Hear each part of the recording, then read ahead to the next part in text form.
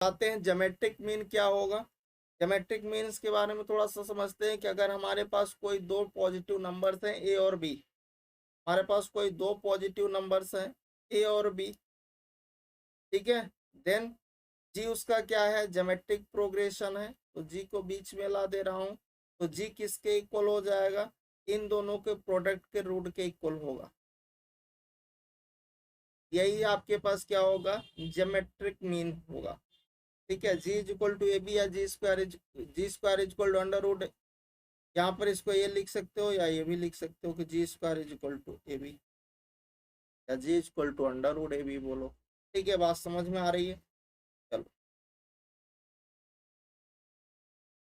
आते हैं हम लोग क्वेश्चंस पर कि if the geometric mean, GM का मतलब क्या होगा, ज्योमेट्रिक मीन बिटवीन दो नंबर्स का जो ज्योमेट्रिक मीन है वो 5 दे रखा है। If the value of one number, अगर उसमें से एक नंबर 1 है तो अदर सेकंड नंबर क्या होगा, ऐसा क्वेश्चंस कर रहा है, ठीक है।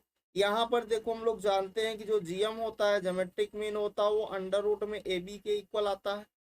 इसी दो टर्म का ज्योमेट्रिक मीन क्या होगा, अंडर रूट ए बी होगा, ठीक है। अच्छा, उसमें से कह रहा है कि दोनों टर्म का जो ज्योमेट्रिक मीन है वो 5 दे रखा है, तो ये रूट के बी के इक्वल हो गया। तो अगर मैं आपसे बात करूं, उसमें से कह रहा है एक टर्म 5 है, मतलब ए बराबर 1, एक टर्म 1 है तो 1 रख दीजिए, 1 इंटू बी हो गया, तो बी कितना हो गया, 25 हो गया। यही तो निकालना था, कोई समस्या, यही होगा सेकेंड टर्म, किसी को प्रॉब्लम नहीं ना। चल अब हम लोग आते हैं ज्योमेट्रिक मीन बिटवीन, अगर हमें दो नंबर्स के बीच ज्योमेट्रिक मीन लिखना है तो हम कैसे लिखेंगे। मान लीजिए हमारे पास कोई दो नंबर है, एक ए है दूसरा बी है, और उसके बीच मान लीजिए ये G1 G2 G3 up to मैंने Gn, और इन दोनों के बीच मैंने ज्योमेट्रिक मीन्स रख दिया, ठीक है। तो अगर मैं आपसे बोलूं कि इसमें टोटल टर्म कितने होंगे, तो देखो भाई ए और बी दो पहले से थे, और एन मैंने उसमें ज्योमेट्रिक मीन डाल दिया, तो टोटल टर्म कितने होंगे, टोटल टर्म्स, तो टोटल टर्म्स तो हो गए n+2। समझ में आ रहा है या नहीं, n पहले से, n मैंने ज्योमेट्रिक मीन से डाल दिया, यहाँ से यहाँ तक n है और दो ये है, तो n+2 हो गए। अच्छा मान लो कॉमन रेशियो को मैं यहाँ पर r ले लेता हूँ,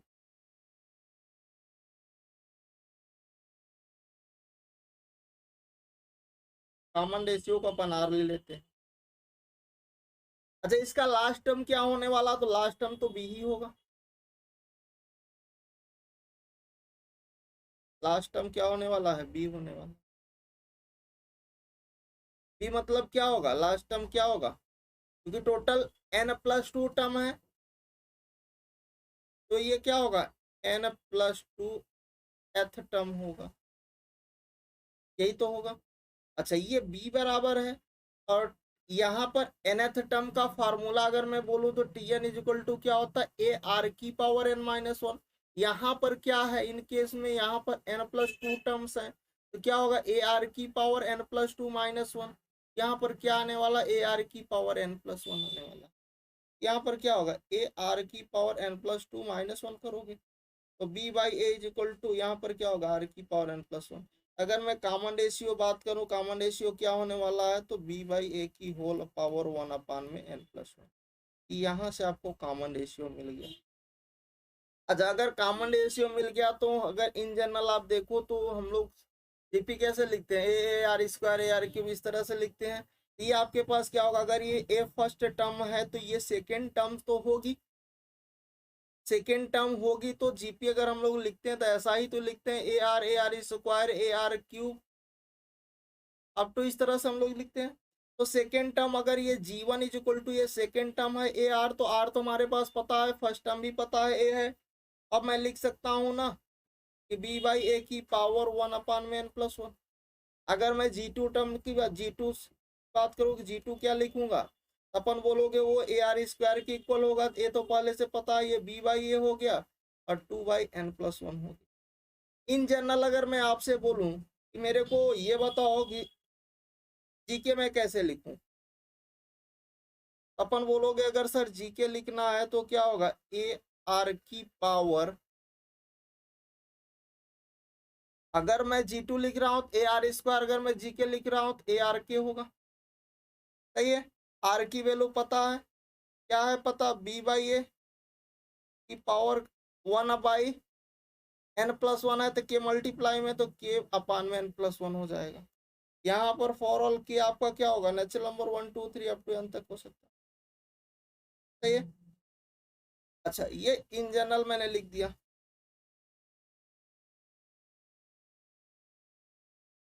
ये आपका इन जनरल लिखा गया। ठीक।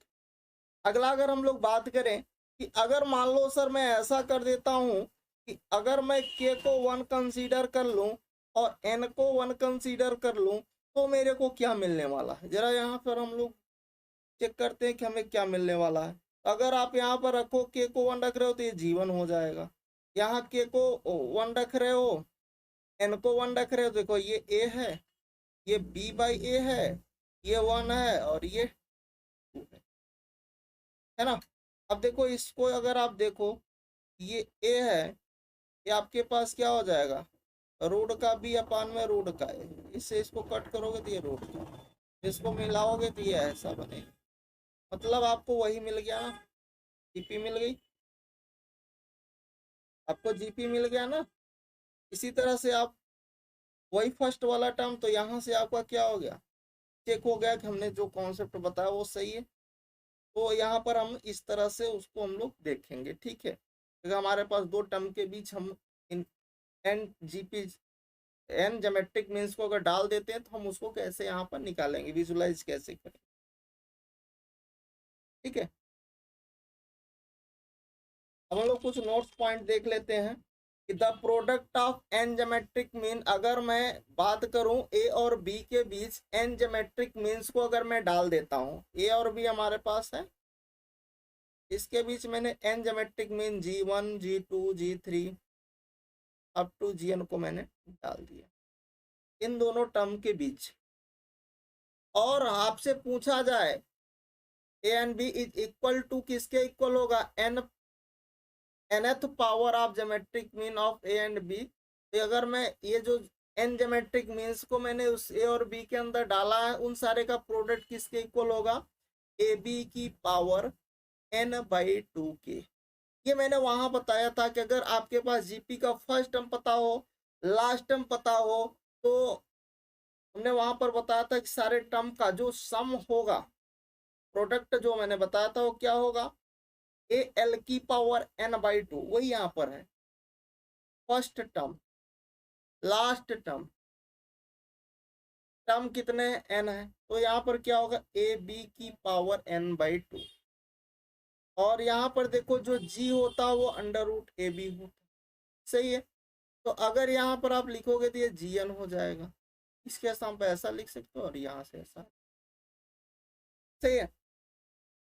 नेक्स्ट पॉइंट पर हम लोग आते हैं कि the product of n geometric mean between a and 1/a के बीच एन ज्योमेट्रिक मीन का जो प्रोडक्ट आने वाला है वो किसके इक्वल आने वाला है, वो 1 के इक्वल ही आएगा। ठीक है, नेक्स्ट पॉइंट है कि the geometric mean of n positive number, n positive number का जो ज्योमेट्रिक मीन होगा वो किसके इक्वल आएगा। देखिए A1 A2 ये सारे क्या ज्योमेट्रिक मीन्स, तो यहाँ पर क्या होगा, A1 A2 up to an की पावर 1/n के इक्वल आएगा। अगर हमें n पॉजिटिव नंबर का ज्योमेट्रिक मीन देखना है तो हमारे पास क्या होगा, जैसे दो नंबर का हम लोग देखते हैं, नंबर का ज्योमेट्रिक मीन दिखते हो तो ये लिखते हो ना ab की पावर 1/2। तो अगर n नंबर्स का हम लोग देखेंगे तो क्या होगा, A2 अप टू an की पावर 1/n, दो था तो 1/2, n होगा तो 1/n। ठीक, चले आते हैं क्वेश्चन पर। क्वेश्चन है कि if we insert two numbers between 3 and 81 so that the resulting sequence is GP, then the number कितने होंगे, वो दो नंबर कौन से होंगे। ठीक है, दो नंबर के बीच 3 और 81 दो नंबर्स हैं, हमने यहाँ पर G1 और G2 को डाल दिया इन दोनों नंबर्स के बीच, तो यहाँ पर टोटल कितने नंबर हो गए, टोटल नंबर कितने हो गए, टोटल टर्म 4 हो गए, है कि नहीं। अगर मैं T4 की बात करूं, लास्ट टर्म क्या होगा, T4 होने वाला, और वो किसके इक्वल होगा, AR³ के इक्वल आने वाला है। ये कितना है, 81 है T4। फर्स्ट टर्म कितना है, 3 है। कॉमन रेशियो नहीं पता है, ये 27 होगा, तो यहाँ से R कितना मिलने वाला है, 3 मिलने वाला है, ठीक है। और फर्स्ट टर्म तो आपको पता ही है कि है। तो G1 क्या होगा, वो AR के इक्वल होता है भाई, ये सेकेंड टर्म बनेगा, ये थर्ड टर्म बनेगा। फर्स्ट टर्म 3 है, RFC होती है 9 हो गया। और G2 आपसे पूछा जा रहा है, तो AR² के इक्वल होगा, तो 3 इंटू ये 3 का स्क्वायर होगा, ये 27 है। एक तो आ गया 9 और दूसरा हो गया 27।